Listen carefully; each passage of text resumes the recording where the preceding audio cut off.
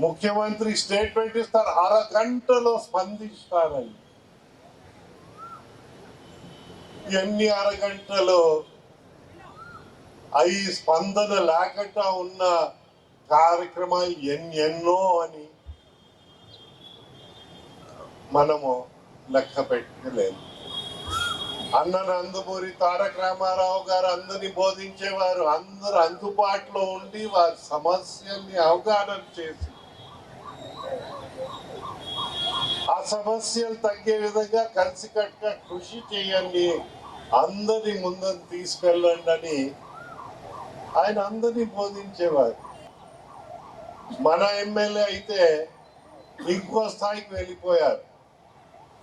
జొన్నవలస గ్రామంలో మాట్లాడుతూ ఆయన ఏమన్నారు, అందరూ అందుబాటులో ఉన్నాను అని ఒకరిని అధికారి మీరింటికి పిలిస్తే భోజనానికి రాలేదా, నేను మీరింటికి పిలిస్తే పెళ్లి పేరంటాలకి రాలేదా అని.